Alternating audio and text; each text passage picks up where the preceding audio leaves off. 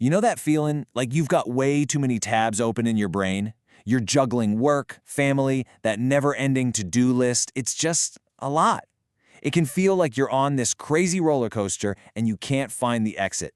Well, what if I told you there's a super simple tool that can help you cut through all that noise and find some real clarity? Yep, today we're talking about journaling. So, have you ever felt like you're just stuck? You're trying to think, maybe plan out your week, but your thoughts are just this big, tangled knot. You end up overthinking every little decision, and this brain fog just settles in, making it impossible to focus. If that sounds familiar, trust me, you are not alone. And it turns out there's a real reason for that feeling, and it's not just all in your head. It's actually hardwired into your brain.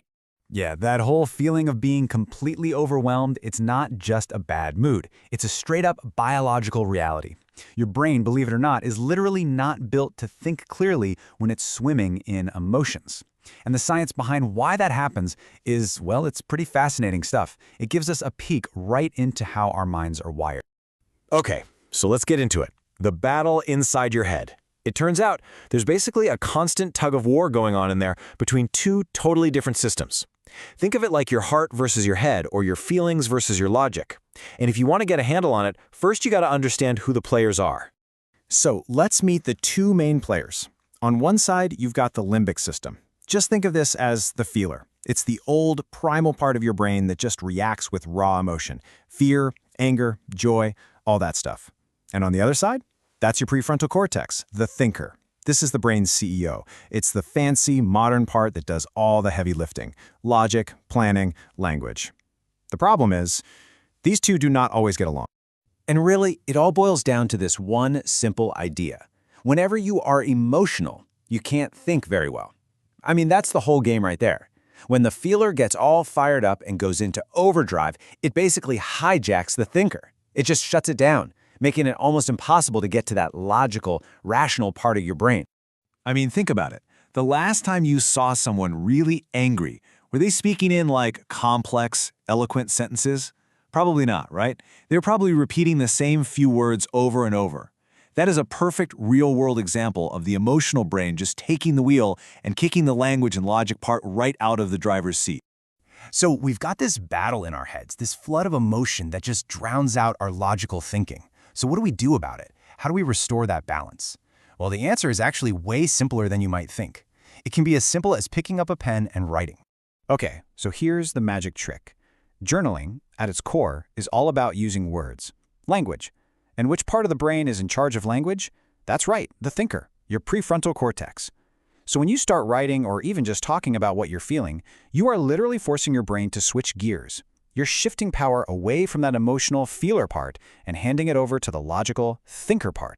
And this is how you take back control. The more words you use, the more you describe what's going on, the harder that prefrontal cortex has to work. And the harder it works, the more it starts to calm down that emotional storm in your limbic system. You are literally writing yourself out of that brain fog and into a state of clarity. It's pretty amazing. All right, so now we know why this works, but how do you actually do it? Like in a way that's not overwhelming and actually sticks?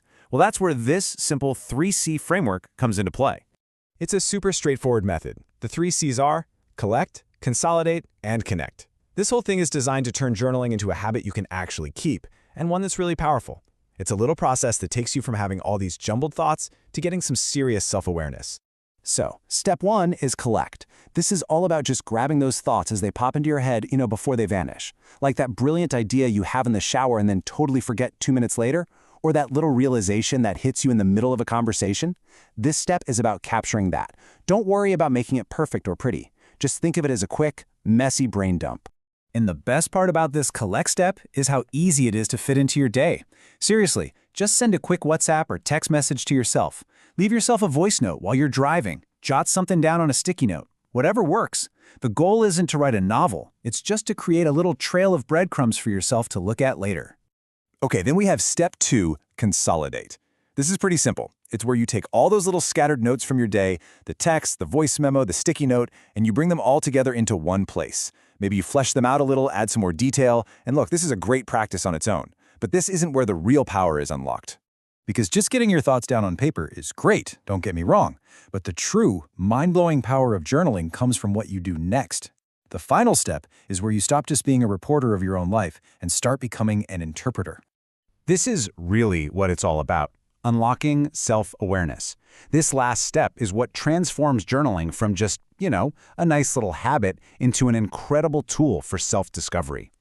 This is where you learn to step back and see the bigger picture of your own life. And that final step is connect. Here's what you do. You go back and you read your old entries, maybe from last week, last month, or even last year. That little bit of time and distance is so important because it lets you look at things with a clear head. The emotions of that moment are gone, and your rational brain, the thinker, is totally in charge now. And when you do this, you start to spot patterns. You see how you react to certain things over and over again, in ways you never noticed when you were actually in the moment. It's like you're building a map of yourself. The more you write, the more you see the real you with so much more clarity. And what does that lead to? You learn life's lessons so much faster.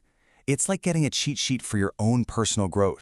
And ultimately, that's the whole point. And that is how you see more of yourself, which is what self-awareness is all about.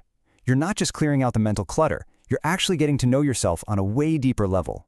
So you see, journaling is so much more than just a way to de-stress. It's a journey of self-discovery. And really, the only question left to ask is, what will you discover about yourself?